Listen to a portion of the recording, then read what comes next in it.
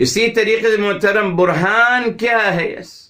اب اگر سلطان ناقابل تردید حقیقت ہے تو برہان کا وہ سلطہ ہے، سلطہ، اس کے بعد ہو جائے گا سلطہ، جی وہ سلطہ سلطان جو ہے یہ اس میں مصدر سے قرأ یقرأ قرآن، اسی طریقے سے سلطہ یسلط سلطان، جی ناقابل تردید حقیقت میرے محترم۔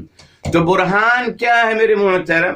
برہنہ جو ہے یہ میرے محترم اس سے اعلیٰ مقام ہے، اعلیٰ مقام ہے۔ اب اس سے اعلیٰ مقام کیا ہو سکتا ہے میرے محترم؟ دیکھیے اب انشاء دلیل آپ کو دیتا ہوں، الحمدللہ یہیں سورہ النساء میں ہی ہے میرے محترم۔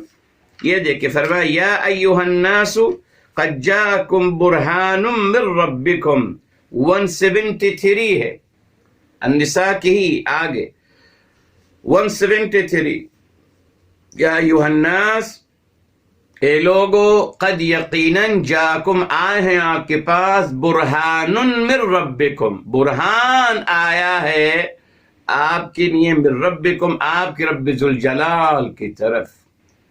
تو برہان کیا ہے میرے محترم؟ برہان اعلیٰ مقام ہے سلطان سے، جی جی فرمایا سلطان ناقابل تردید حقیقت، ٹھیک، اور برہان کیا ہے میرے محترم؟ ناقابل تردید حقیقت کسی بھی ذریعے سے۔ کیا فرق ہوا میرے محترم؟ سلطان کا انسان ڈینائی کر سکتا ہے، جی، یا وہ اس کی توجیہ کر سکتا ہے معاذ اللہ، مگر برہان جو ہے میرے محترم وہ انتہائی حد تک واضح اور روشن حقیقت جس کا انکار کیا جا سکتا نہیں۔ تو سلطان ناقابل تردید حقیقت، مگر برہان انتہائی واضح ناقابل تردید حقیقت، تو اس کا مقام بلند ہے۔ اسی لیے برہان میرے حبیب صلی اللہ علیہ وسلم کو فرمایا گیا کہ آپ برہان ہیں، آپ کے مبارک ناموں سے ایک نام یہ بھی ہے۔ اس سے میرے محترم یہاں دیکھیے ہم نے موسیٰ علیہ السلام کو سلطان عطا کیا، وہ بھی تبھی سلطان کے ساتھ مبین آیا، واضح ناقابل تردید حقیقت، جی، مگر برہان کے ساتھ مبین نہیں آئے گا، برہان خود بخود انتہائی واضح ہے میرے محترم۔ یہاں کیا مراد ہے؟ اللہ تعالیٰ نے موسیٰ علیہ السلام کو کیا عطا کیا؟ آئیے میرے محترم، آئیے میرے محترم یہاں سورہ الانبیاء کی طرف آتے ہیں میرے محترم، سورہ الانبیاء کی طرف آتے ہیں، سورہ نمبر 21 ہے، اور یہاں دیکھیے اللہ تعالیٰ فرماتے ہیں، آیت نمبر ہے 48 میرے محترم، فرمایا وَلَقَدْ آتَيْنَا مُوسَى وَهَارُونَ الْفُرْقَانَ وَضِيَاءً وَذِكْرًا لِلْمُتَّقِينَ، اور البتہ یقیناً ہم نے موسیٰ علیہ السلام اور ہارون علیہ السلام کو فرقان عطا کیا۔ فرقان کتاب الہی کے ناموں سے ایک نام ہے، فرق کرنے والا، صفاتی نام، فرق کرنے والا حق و باطل میں، ضیاء ہم نے ان کو روشن عطا کیا اور نصیحت عطا کری میرے محترم، ٹھیک۔ آگے چلیے میرے محترم، یہاں آئیے، آیت نمبر 49 ہے سورہ المؤمنون کی، تو 23 المؤمنون ہے اور آیت نمبر 49، یہ دیکھیں فرمایا وَلَقَدْ آتَيْنَا مُوسَى الْكِتَابَ، البتہ یقیناً تحقیق ہم نے موسیٰ علیہ السلام کو الکتاب عطا کری۔ تو سلطان مبین کیا ہے؟ الکتاب ہے میرے محترم، جی، وہ آسمانی کتاب جو آپ کو عطا کی گئی، جی، الکتاب، یہ سلطان مبین ہے۔ کتاب ان کو کتاب کہا گیا، سورہ ابھی الحمدللہ ہم نے پڑھا، سورہ الانبیاء میں 21 میں کہا گیا الفرقان ضیاء ذکرا للمتقین، مختلف صفاتی نام کتاب کے بتائے جا رہے ہیں میرے محترم۔ اب دیکھیے میرے محترم اور کیا چاہیے، دیکھیے فرمایا، پہلے فرمایا من بعد ما جاءتهم البینات، جب ان کے پاس روشن دلائل آ گئیں، روشن دلائل نیر و تابا، پھر کہا گیا کہ ہم نے ان کو سلطان مبین، انتہائی واضح ناقابل تردید حقیقتیں جو کتاب الہی پہ مشتمل ہے، ہم نے وہ ان کو عطا کیے۔ تو دیکھیے اللہ تعالیٰ فرما رہے ہیں کہ صاحب اتنی واضح اور روشن دلائل کے بعد پھر بچڑے کو اپنا معبود بنانا، پھر اللہ تعالیٰ کی نافرمانی کرنا، یہ کیا ہے میرے محترم؟ جی کیوں؟ چلیے اگر صاحب کنفیوژن ہے، گرے ایریا ہے، اندھیرا ہے، کچھ مبہم باتیں ہیں، انکلیئر باتیں ہیں، آپ کنفیوز ہو سکتے ہیں، کہیں نہ کہیں بھٹک سکتے ہیں معاذ اللہ، مگر صاحب یہاں تو ہر چیز واضح ہے، روشن ہے میرے محترم۔ اللہ اکبر، جی سلطان مبین، واضح آیات بینات، روشن دلائل، اس کے باوجود انسان بھٹکتا ہے اور گمراہی کی طرف جاتا ہے۔ اس کا مطلب کیا ہوا میرے محترم؟ کہ وہ یہی چاہتا ہے، یس یہ آ گئے۔ اب پھر کوئی کہے معاذ اللہ کہ اللہ تعالیٰ نے گمراہ کر دیا، اعوذ باللہ، انہوں نے خود گمراہی چاہی میرے محترم، جی انہیں خود گمراہی چاہی۔ یہ جو معاذ اللہ منافقین کی جماعت جو پیدا ہوتی رہی ہے، پیدا ہوتی رہے گی تا قیامت، یہ کون لوگ ہیں؟ کیوں حق کو چھپاتے ہیں؟ چھپاتے ہیں نا، ان کو پتا ہے کہ حق تو نمایاں ہے، نیر و تاباں ہے، اس حق کو چھپایا جائے، چھپائیے حق کو۔ اس مطلب معاذ اللہ ان کے دل میں میرے محترم، ان کے دل میں کجی ہے، ان کے دل صحیح نہیں، یس وہ خود معاذ اللہ برائی کی طرف جا رہے ہیں اور معاذ اللہ غلط راستے کی طرف جا رہے ہیں۔ اس کو بیان کرنے کا مقصد یہی تھا۔ کیا مقصد تھا؟ ماشاءاللہ ہمارے ہاں جو اعلان فرمایا جاتا ہے کہ صاحب آئیے ہم تمام انسانیت کو خیر کی طرف لے آئیں گے، نہیں لا سکتے صاحب، یہ تو سب سیاسی نعرے ہیں میرے محترم، اپنے مفادات اور لوگوں کی لاشوں پہ حکمرانی کرنے کے نعرے ہیں، یس حقیقت یہ نہیں ہے۔ اللہ تعالیٰ فرما رہے ہیں، نہیں اللہ تعالیٰ فرما رہے ہیں کہ وہ بھٹک گئے، روشن نشانیوں کے بعد، سلطان مبین عطا کرنے کے بعد بھٹک گئے، بیکوز وہ خود بھٹکنا چاہتے تھے، اندر سے صحیح نہیں، کجی ہے ان کے اندر۔ آپ فرما رہے کہ جب ہمارے پاس فارمولہ ہے کہ ہم تمام لوگوں کو اچھا بنا دیں گے، کہاں سے بنا سکتے ہیں صاحب؟ نہیں بنا سکتے، جی تبھی میرے محترم قرآن کریم نے اس مسئلے کو حل کر دیا ہے، بے شمار آیات۔ جی بہرحال یہ دیکھیے فرمایا گیا وَذَكِّرِ النَّفَعَتِ الذِّكْرَى، جی سورہ میرے محترم الاعلیٰ ہے، الاعلیٰ 87 ہے میرے محترم، اور آیت نمبر 9، 10 اور 11 ہے۔ فرمایا فَذَكِّرِ النَّفَعَتِ الذِّكْرَى، بس آپ یاد دہانی فرمائیے، النَّفَعَتِ الذِّكْرَى، اگر یاد دہانی فائدہ پہنچائے گی۔ اب دیکھیں آگے کیا فرمایا جا رہا ہے، سَيَذَّكَّرُ مَن يَخْشَىٰ، یقیناً یاد دہانی حاصل کر لے گا جس کے دل میں خدشہ ہوگا اللہ تعالیٰ کا۔ آگے فرمایا وَيَتَجَنَّبُهَا الْأَشْقَى، اور جو شقی القلب ہے وہ اس سے اجتناب کرے گا۔ قرآن کلیئر ہے میرے محترم، جو نعرے لگائے جا رہے کہ ہم سب کو صحیح کر دیں گے، ہم ظلم کو ختم کر دیں گے دنیا سے، ہم انصاف قائم کریں گے، سب جھوٹے نعرے ہیں میرے محترم، اس کی کوئی حقیقت نہیں، مگر اچھے لگتے ہیں لوگوں کو۔ بہرحال ٹھیک، یہاں آ گیا میرے محترم اب آگے چلیے، ایک اور اچھی بات آپ کی، سورہ واللیل اذا یغشی، سو نمبر ہے 92 میرے محترم، اور دیکھیں فرمایا آیت نمبر 4 5 6 7 آگے فرمایا ان سعیکم لشتی، 92 کی 4، ان بے شک سعیکم آپ کی کوششیں لشتی مختلف ہیں،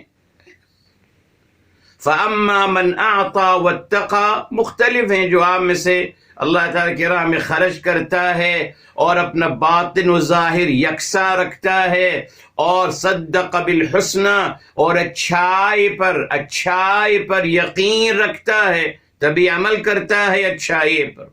دوسرا کون ہے؟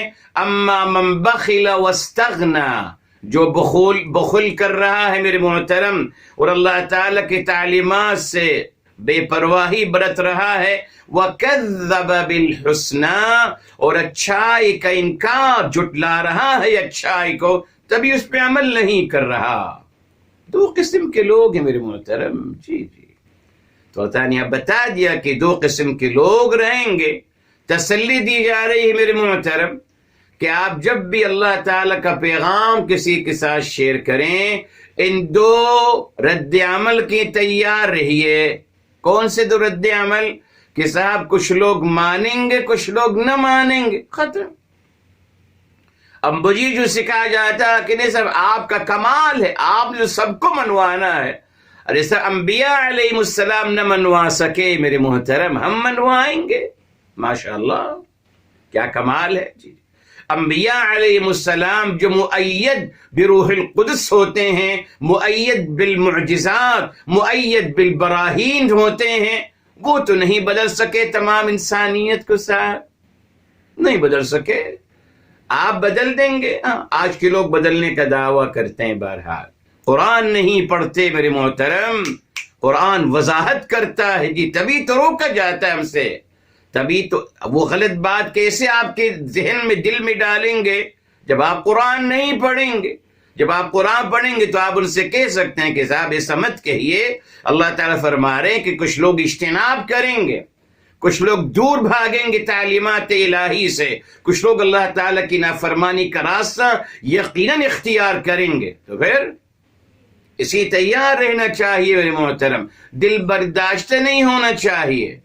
کچھ لوگ مانیں گے الحمدللہ، کچھ لوگ نہیں مانیں گے اگین الحمدللہ، بلکہ میرے استاد محترم تو فرمایا کرتے تھے کوئی نہ مانے میرے محترم، ہم محتاج نہیں ہیں، نہ نہ نہ نہ ہمارا مقصد ہے کسی کو منوانا، کوئی نہ مانے، کوئی حرج نہیں، کوئی حرج، ہماری اپنی ذمہ داری تبلیغ، کنوے کرنا، خیر کی بات شیئر کرنے کی کوشش کرتے ہیں، بس نتائج کا ہمارے اس سے کوئی تعلق نہیں میرے محترم۔ اس لیے اللہ تعالیٰ نے سلطان مبین کا تذکرہ فرمایا، یہ ہمیں تسلی دینے کے لیے کہ آپ مت سمجھیے کہ صاحب واضح دلیل ہونا کافی ہے کسی کو سمجھانے کے لیے، نہیں میرے محترم، واضح دلیل سے پہلے جذبہ اور کیفیت چاہیے، یاد رکھیے۔ حق کو ماننے کے لیے ماننے کا جذبہ آپ کے اندر ہونا چاہیے، بس دلیل کی بات مت کریں۔ سبوں کے پاس اپنے دلائل ہیں، جی سبوں کے پاس، کس کے پاس دلائل نہیں ہیں؟ آپ جس سے پوچھ لیں ماشاءاللہ وہ آپ کو اپنی فیور میں اپنی تھیوری ثابت کرنے کے لیے خیر کے ساتھ 100 دلیلیں دے دیں گے، آپ وہ بھی ناقابل تردید۔ آئیے تو یاد رکھیے میرے محترم، قرآن نے بتا دیا حق کو ماننے کے لیے ایک جذبہ اور ایک کیفیت چاہیے، اور وہ ہے طلب حق، بس حق کی طلب ہونی چاہیے آپ کے اندر، خیر کی طلب ہونی چاہیے آپ کے اندر، معرفت حاصل کرنے کی طلب ہونی چاہیے آپ کے اندر، دلیل کی بات مت کریں، قرآن نے بتا دیا۔ ہمیشہ اللہ تعالیٰ فرماتے ہیں اختلفوا من بعد ما جاءهم العلم، علم آنے کے بعد، دلائل سمجھنے کے بعد پھر اختلاف کیا، جی وہ مسئلہ نہیں ہے، تو یاد رکھیں اختلاف ہوتا ہی ہے روشن دلائل آنے کے بعد اور علم آنے کے بعد۔ تو اصل مقصد کیا ہے؟ نیت آپ کی طلب ہونی چاہیے۔ اچھا سر اب تیسرا جرم کیا تھا ان کا؟ وَرَفَعْنَا فَوْقَهُمُ الطُّورَ بِمِيثَاقِهِمْ، وَرَفَعْنَا فَوْقَهُمْ، اور ہم نے بلند کیا ان کے اوپر، الطور، کوہ طور کو ہم نے بلند کیا، بِمِيثَاقِهِمْ، ان کے ساتھ ہم نے پختہ عہد لیا. جی میرے محترم، اس کا دلیل، اس کی بھی الحمدللہ وضاحت یہاں سورہ بقرہ میں ہی الحمدللہ آتی ہے، مکمل ڈیٹیل. یہاں جب فرمایا گیا، اللہ تعالیٰ نے فرمایا وَإِذْ نَتَقْنَا الْجَبَلَ فَوْقَهُمْ كَأَنَّهُ ظُلَّةٌ، نہیں آگے آیت آ رہی ہے. جی ہاں یہ دیکھیے میرے محترم، یہ آیت نمبر ہے 93 میرے محترم، 93 ہے. فرمایا وَإِذْ أَخَذْنَا مِيثَاقَكُمْ وَرَفَعْنَا فَوْقَكُمُ الطُّورَ خُذُوا مَا آتَيْنَاكُمْ بِقُوَّةٍ وَاسْمَعُوا. یہ دیکھیے یہاں ان سے پختہ عہد لیا جا رہا ہے، کوہ طور کو ان کے اوپر رکھ کر میرے محترم جی کھڑا کر لیا. یہاں دیکھیے اس کے مزید یہ آیت نمبر 93 آ گئی. اب میرے محترم سورہ الاعراف کی طرف چلتے ہیں، سورہ نمبر 7 ہے. وہاں میرے محترم فرمایا وَإِذْ نَتَقْنَا الْجَبَلَ فَوْقَهُمْ، یہ آیت نمبر 171. اور جب ہم نے اٹھا لیا پہاڑ کی، دیکھیے وضاحت ہو گئی، الجبل کہیں کہا، کہیں الطور کہا، کہیں الطور کہا، کہیں الجبل کہا، کلیئر. تو پھر کوہ طور ہو گیا. جب تفسیر قرآن بالقرآن سے سمجھیں گے تو الطور کا مطلب کیا ہے؟ جبل الطور، کوہ طور. جی فرمایا کہ گویا کأنہ ظلۃ، گویا کہ وہ سایہ ہے ان کے اوپر، ہم نے اس کو کر لیا گویا کہ وہ سایہ، جیسے سایہ ہوتا ہے. اللہ تعالیٰ کی عظمت، اللہ تعالیٰ قدرت لامتناہیہ کا تذکرہ کیا جا رہا ہے کہ پہاڑ کو ان کو اوپر اس سائے کی طرح ان کو اوپر کر لیا گیا. پہاڑ کو سائے کی طرح یعنی بادل کی طرح اس کو اٹھایا گیا اور ان کو اس کے اوپر ان کو سایہ، اس کا سایہ کر دیا گیا. وَظَنُّوا أَنَّهُ وَاقِعٌ بِهِمْ، اور انہوں نے گمان کرنا شروع کر دیا کہ شاید وہ ان پر گر جائے گا.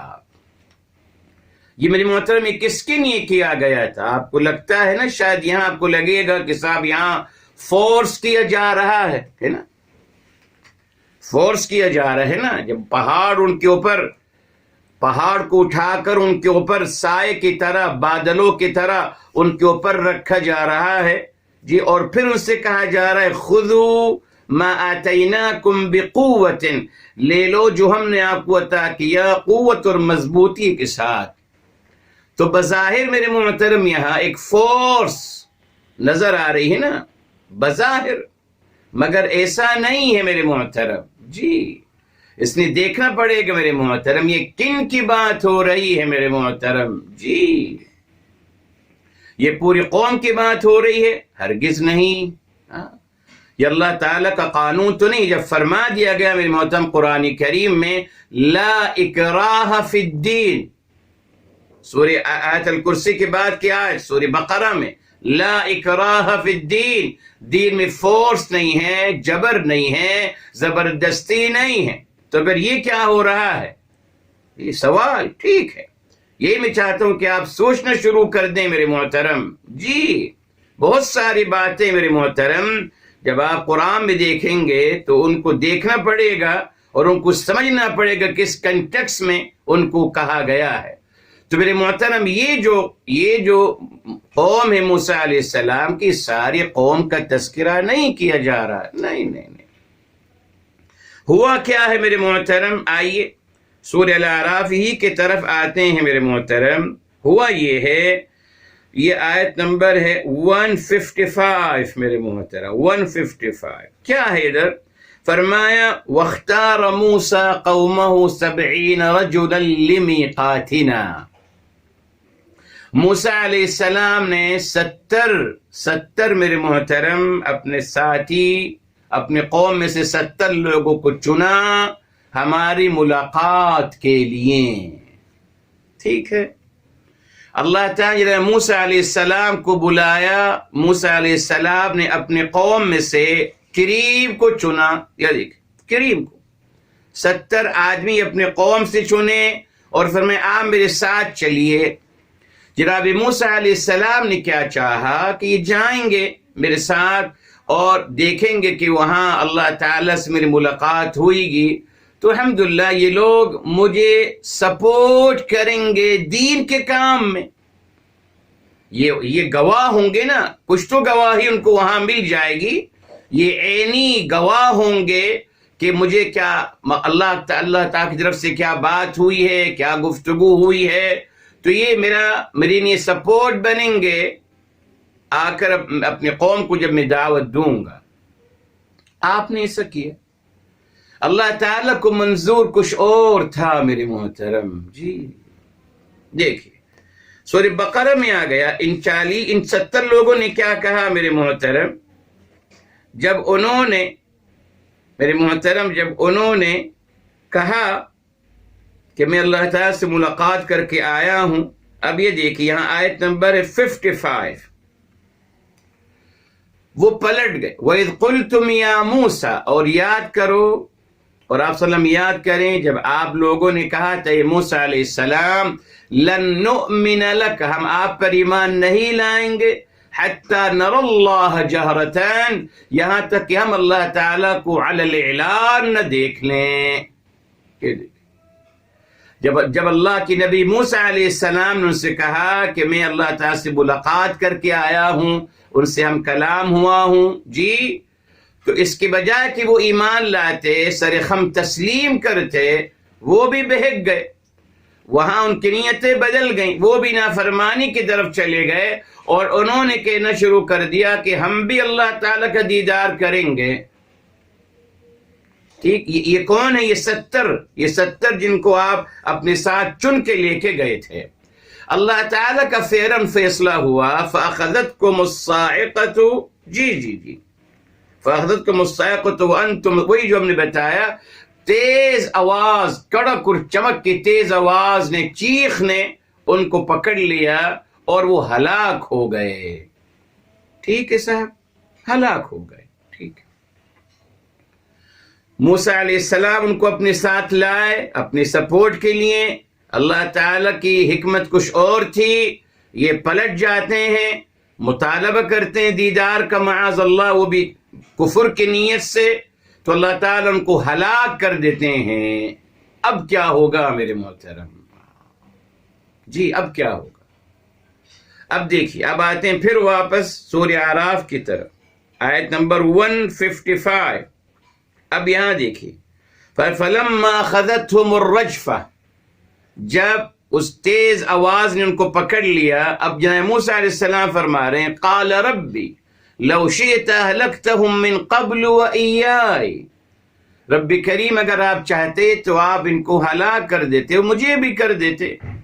مگر أَتُهْلِكُنَا بِمَا فَعَلَ السُّفَهَاءُ مِنَّا, مگر کیا آپ ہمیں ہلاک کریں گے اس وجہ سے کہ ہمارے کچھ نادانوں نے جو کچھ کیا.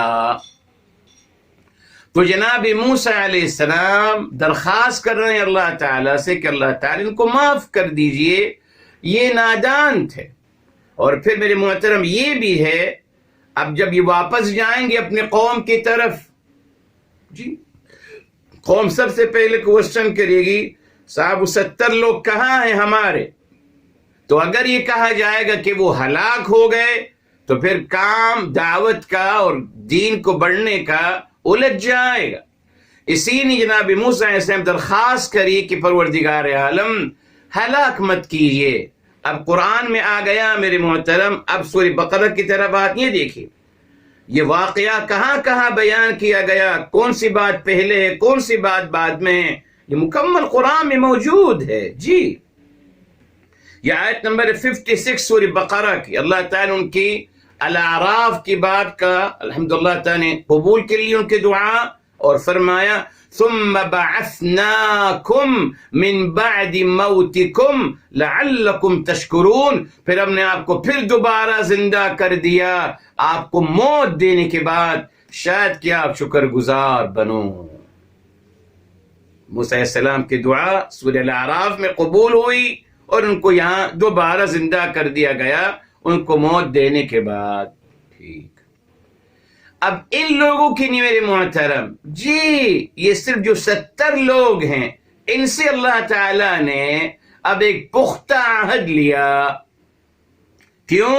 اس نے کہ نافرمانی اپنے دکھا چکے تھے، اپنی نافرمانی کا مزاج اور اپنی نیگیٹو نفسیات کا مظاہرہ کر چکے تھے یہ.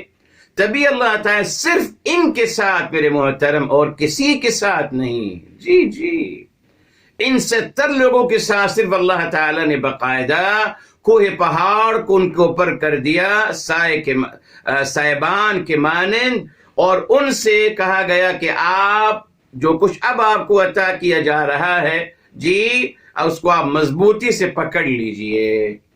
یہ صرف ان لوگوں کے لیے تھا، ان 70 لوگوں کے لیے میرے محترم، اس نے کہ وہ نافرمان تھے، نافرمانی کا مظاہرہ بھی کر چکے تھے.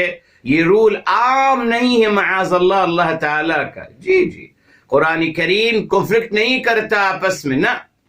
جب ایک جگہ فرما دیا لا اکراہ فی الدین، یہ رول ہے، قانون الہی میرے محترم جی. تو یہاں جو ہوا یہ ایک ٹیمپرری عمل تھا ان لوگوں کے لیے، صرف یہ تمام موسیٰ علیہ السلام کے قوم کے لیے ہرگز نہیں تھا، ان 70 لوگوں کے لیے تھا صرف. جی وہی بات دیکھیے یہاں آ رہی ہے وَرَفَعْنَا فَوْقَهُمُ الطُّورَ بِمِيثَاقِهِمْ، اور ان سے کیا پختہ عہد لیا جا رہا ہے میرے محترم جی ان سے کیا کہا جا رہا ہے یہ دیکھیے جی. ان سے کہا جا رہا ہے ادخلوا الباب سجدا، داخل ہو جاؤ دروازے میں سجدہ، عاجزی کے ساتھ میرے محترم. جی سجدے میں کون چل سکتا ہے میرے محترم؟ سب کو پتا ہے میرے محترم کہ قرآن کریم کے اللہ تعالیٰ کا اسلوب بیان جو ہے، اللہ تعالیٰ بے شمار آیات میں مجازن گفتگو کرتے ہیں، تشبیہات و تمثیلات کے ذریعے. جیسے فرمائے تبت یدا ابی لہب، تو بھائی تبت کا مطلب کیا ہے؟ معنوی لحاظ سے اس کے دونوں ہاتھ ٹوٹ جائیں اور وہ ہلاک ہو جائے، فزیکلی نہیں معنوی لحاظ سے. تو قرآن کریم کی بہت ساری باتیں میرے محترم میٹافوریکل ہیں. جی یہ تو قرآن کی عظمت ہے، اور یہی میرے محترم کسی کلام کا حسن و جمال کا مظہر ہوتا ہے. جی آپ اگر کوئی شاعری لکھتے ہیں اور اس شاعری میں آپ مجازن گفتگو کرتے ہیں تو بہت پسندیدہ ہوگی لوگوں کو. یہ انسانی مزاج ہے، بیکوز آپ میرے محترم انسانی عقل کو اور انسانی تصور کو اپنی مجازات اور اپنی تشبیہات اور تمثیلات کے ذریعے سے آپ اس کو ایک آفاقی دنیا میں لے جاتے ہیں میرے محترم، محظوظ ہو جاتا ہے انسان. جی وہی اللہ تعالیٰ نے یہاں قرآن کریم میں بے شمار باتیں اللہ تعالیٰ نے میٹافوریکل شکل میں بیان کی ہیں. یقیناً آپ خود سوچئے نا کیسے داخل ہوں گے سجدہ کرتے ہوئے، کیسے میرے محترم. جی مگر بہرحال کچھ لوگوں کا اصرار ہے، کوئی بات نہیں، ٹھیک ہے، ہر انسان کوئی حرج نہیں سمجھ سکتا ہے. مگر پریکٹیکلی یہ میرے محترم کہ کہا گیا کہ آپ داخل ہو جائیے دروازے میں سجدہ عاجزی کے ساتھ، بیکوز سجدہ کیا ہے؟ کمال عاجزی کا مظہر ہے میرے محترم، جو اللہ تعالیٰ کو مطلوب ہے. اور وہ کمال عاجزی میرے محترم دل سے ہوتی ہے. جی ورنہ پھر وہی ہوگا میرے محترم جو علامہ اقبال رحمت اللہ تعالی علیہ نے فرمایا، جب بھی سجدہ ریز ہوا تو زمین سے آئی صدا، تیرا دل تو ہے صنم آشنا، تجھے کیا ملے گا نماز میں. تیرا دل تو ہے صنم آشنا، تجھے کیا ملے گا نماز میں. تو میرے محترم کون سا سجدہ ہے یہ نا؟ کمال عاجزی کا اظہار دل سے میرے محترم. ورنہ آج میں بھی سجدہ کرتا ہوں، مگر کیا ہے اس سجدے میں؟ سجدہ بھی کر رہا ہوں، اللہ اکبر کی بھی صدا لگا رہا ہوں، بتایا آپ کو 500 ٹائم ایٹ لیسٹ ڈیلی، مگر اس کے باوجود میں کہتا ہوں میں سب سے بڑا ہوں، میں نے جو سمجھا وہی حرف آخر، میں عقل کل ہوں، میں پرفیکٹ ہوں۔ اللہ تعالیٰ کی بڑائی تو میں تسلیم نہیں کر رہا۔ آپ کے سامنے کون مسلمان اللہ تعالیٰ کی بڑائی تسلیم کر رہا ہے؟ کون میرے محترم اللہ اکبر کی صدا کو سمجھ رہا ہے؟ کوئی نہیں۔ تو سجدہ بھی میرے محترم عاجزی کے ساتھ داخل ہوئیے، اور عاجزی میرے محترم عمل قلب ہے، عمل جوارح نہیں ہے، عمل جوارح نہیں ہے، یاد رکھیے، عمل قلب ہے، دل کا عمل ہے میرے محترم۔ بتایا تھا آپ کو میرے حبیب میرے آقا سرور کائنات فداہ ابی امی صلی اللہ علیہ وسلم کے حوالے سے آپ کو بتایا تھا کہ توقیر و تعظیم عمل قلب ہے، جی، عاجزی عمل قلب ہے، احترام عمل قلب ہے، جی۔ آپ دیکھ لیجئے، آپ کسی کی نے جب عاجزی جس طریقے سے چلیے سمجھانے کے لیے، جس طریقے سے محبت میرے محترم کیا وہ جوارے کے ذریعے سے ظاہر ہوگی، یہ بھی عمل قلب، یہ کیفیات ہے میرے محترم، عمل قلب ہے۔ دل میں کسی کی محبت آپ کی الحمدللہ اترتی چلی جاتی ہے، آپ کی جسم کے اعضاء اور آپ کی جوارح اس کا اظہار کرتے ہیں۔ تو عاجزی عمل قلب ہے میرے محترم، اور عاجزی کا مطلب سجدن کا مطلب یہی تو میرے محترم کہ اپنی بڑائی کی نفی کرتے ہوئے داخل ہوئیے، اپنی بڑائی کی نفی کرتے ہوئے داخل ہوئیے، یہی عاجزی ہے۔ مگر بھائی پھر وہ ایگو کی بات آ گئی، مگر میں سجدہ بھی کر رہا ہوں اور اپنے آپ کو بڑا بھی سمجھ رہا ہوں، اپنے آپ کو عقل کل بھی سمجھ رہا ہوں، تو پھر یہ کون سا سجدہ ہے میرے محترم؟ اس سجدے کی کوئی حقیقت نہیں اللہ کی نظر میں۔ اگر سجدہ کرنے کے لیے کہا گیا تھا تو سجدے کی حقیقت بھی سمجھتے۔ سجدے کی حقیقت کیا ہے؟ اپنی بڑائی کی نفی کرنا، I am nothing، اپنی بڑائی کی نفی کرنا، یہ مسئلہ ہو جاتا ہے میرے محترم۔ انسان کیا سمجھ بیٹھتا ہے میرے محترم؟ جی آئیے میرے محترم سورہ القصص کی طرف آتے ہیں، جی، اور وہاں دیکھتے ہیں کہ قارون نے کیا کہا میرے محترم۔ سورہ القصص ہے 28، سورہ القصص ہے، اور قارون نے کہا میرے محترم، قارون نے کہا، آیت نمبر 78 ہے، 28 کی 78، کیا کہہ رہے قارون؟ قال انما اوتیتہ علی علم عندی۔ قارون کہہ رہا کہ جو کچھ مجھے ملا ہے یہ میری اپنی نالج کے ذریعے سے ملا ہے۔ وہی جو آج میں کہتا ہوں، اکثر لوگ کہتے ہیں اور بہت فخر سے کہتے ہیں، I am a self-made person. You are a self-made person? No. No one can be self-made person. All of us, Allah's made میرے محترم، اللہ نے ہمیں دیا ہے۔ self-made کون ہوتا ہے؟ اور یہ جملہ غیروں نے بولا، ہم کو بھی اچھا لگا، ہم نے بولنا شروع کر دیا اپنے آپ، وہی ایگو کیا ہو گیا؟ یہ پھر ایگو کیا ہوا میرے محترم؟ جھوٹا دعویٰ، وہی بتایا تھا، جھوٹا دعویٰ ہے کہ I am a self-made person۔ یہی ایگو ہے، یہی تکبر ہے میرے محترم، اعوذ باللہ۔ اس نے میرے محترم یہی اللہ تعالی چاہتے ہیں، یہیں گڑبڑ ہوتی ہے، عاجزی نہیں آتی میرے اندر اور تکبر ہونا شروع ہو جاتا ہے، تکبر۔ حالانکہ عاجزی کا مطلب یہ ہے میرے محترم، کیا میں اپنے بارے میں یہ سمجھوں کہ میرا نام سپوز ابراہیم ہے، ٹھیک،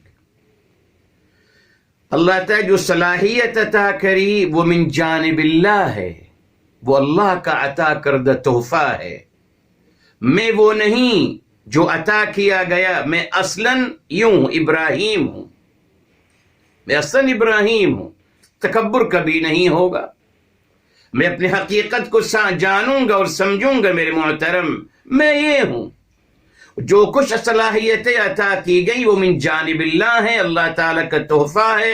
اللہ کا شکر ادا کرتے ہوئے سمجھتا رہوں کہ وہ میں نہیں ہوں، وہ میری ذات کا حصہ نہیں ہے، نہ، وہ اللہ تعالیٰ کی طرف سے گفٹ ہے، اس گفٹ کو کما حقہ میں نے انجام دینا ہے۔ تکبر کبھی نہیں ہوگا، مگر جب یہ ہوگا میرے محترم کہ ان تمام صلاحیتوں کو میں اپنی ذات کا حصہ قرار دوں گا اور کہوں گا میں ہوں ابراہیم، میرے پاس یہ تمام صلاحیتیں ہیں، یہ ہے تکبر میرے محترم، اور یہاں سے انسان کا بگاڑ شروع ہوتا ہے۔ اپنی ذات کو میں سمجھوں میرے محترم، اور میری ذات کے علاوہ جو چیزیں ہیں ان کو سمجھوں، میں ان کو الگ الگ رکھوں، کبھی تکبر نہیں ہوگا، کبھی نہیں ہوگا۔ مگر وہی اگر انسان سمجھے کہ صاحب میں حاکم بن گیا یا عہدہ مجھے مل گیا تو میں عہدے والا بن گیا، نہیں صاحب، آپ الگ ہیں، عہدہ الگ ہے۔ عہدہ تو ٹیمپرری ہے، آج آپ کے پاس سے کل کسی اور کے پاس چلا جائے گا، آپ عہدے والے نہیں بن گئے، آپ اپنی جگہ بس ایک ذات ہے آپ کی۔ یہی سب سے بڑا بگاڑ ہے، انسان اپنے آپ کو وہ حیثیت دے دیتا ہے جو اللہ تعالیٰ اس کو عطا کرتے ہیں، وہ حیثیت، وہ اس حیثیت کو جیسے قارون نے کہا کہ یہ میرا ذاتی مسئلہ ہے، یہ میری ذات کی وجہ سے ہوا ہے، اوتیتہ علی علم عندی، میرا علم کا نتیجہ ہے۔ تو صاحب جو علم آپ کو عطا کیا گیا وہ آپ کا نہیں ہے، وہ آپ کی ذات کا حصہ نہیں ہے، وہ تحفہ ہے من جانب اللہ۔ اس نے بہرحال میرے محترم ادخل الباب سجدا، سجدا عاجزی میرے محترم، اور عاجزی کا ایک لائن میں، ایک جملے میں بیان کیا ہے؟ اپنی بڑائی کی اور اپنی بڑائی کی نفی کرنا، یہ عاجزی ہے۔ یوں کہہ لیجئے اللہ تعالی کی بڑائی کو تسلیم کرنا، یہ عاجزی ہے۔ یہی مقصد ہے سجدے کا۔ آج میں سجدے کر رہا ہوں، کالا نشان بھی بن گیا ہے سجدہ کرتے کرتے، مگر یہ کالا نشان جتنا میرے پیشانی پہ ہے اتنا میرے دل پر بھی ہے، وہاں بھی کالا نشان ہے دل پہ۔ اس نے دیکھے سجدے میں کوئی فائدہ نہیں ہو رہا، سجدے کی حقیقت کو نہیں سمجھا میں میرے محترم، نہیں سمجھا۔ سجدہ عاجزی ہے، اللہ کی کبریائی اور بڑائی کو تسلیم کرنا اور اپنی بڑائی اور اپنی ذات کی نفی کرنا، یہ ہے عاجزی۔ یہاں رکتے ہیں بس میرے محترم، انشاءاللہ پھر آئندہ اس کو مکمل کریں گے۔ اللہ تعالیٰ عمل کرنے کی توفیق عطا فرمائے۔ دعا کر لیتے ہیں۔ بسم اللہ الرحمن الرحیم، الحمد للہ رب العالمین، حمدا كثيرا طيبا مباركا فيه، اللهم صل على سيدنا محمد وعلى آله وسلم تسليما كثيرا، يا حي يا قيوم برحمتك نستغيث، يا مقلب القلوب ثبت قلوبنا على دينك، يا مصرف القلوب صرف قلوبنا على طاعتك، یا رب العالمین، یا ارحم الراحمین، ہمارے اور تمام گناہوں کو معاف فرمائیں، تمام کی خطاؤں کو معاف فرمائیں، تمام کی لغزشوں کو معاف فرمائیں۔ یا اللہ تعالیٰ تمام کی مشکلات کو آسان فرما دیجئے، مصیبتوں کو حل فرما دیجئے، تمام کی حاجتوں کو پورا فرما دیجئے۔ پروردگار عالم، اپنی سوا کسی کا محتاج نہ بنانا، یا اللہ تعالیٰ محتاجی کی زندگی سے بچانا۔ رب ذوالجلال، یا اللہ ہمیں اپنے سماعتوں سے، اپنے بصارتوں سے، دل و دماغ اور تمام قوتوں صلاحیتوں سے یا اللہ تا حیات برتنا نصیب فرمانا۔ یا رب العالمین، یا ارحم الراحمین، تمام بیماروں کو شفاء کامل عاجلہ عطا فرمائیں، تمام مرحومین کو جنت الفردوس عطا فرمائیں۔ یا رب العالمین، یا ارحم الراحمین، یا اللہ تمام مرحومین کو اور ہم سب کو ہماری حبیب صلی اللہ علیہ وآلہ وسلم کی شفاعت سے بہرمند فرمانا۔ یا اللہ تعالیٰ ان کی شفاعت سے بہرمند فرمانا، یا اللہ ان کی شفاعت سے بہرمند فرمانا۔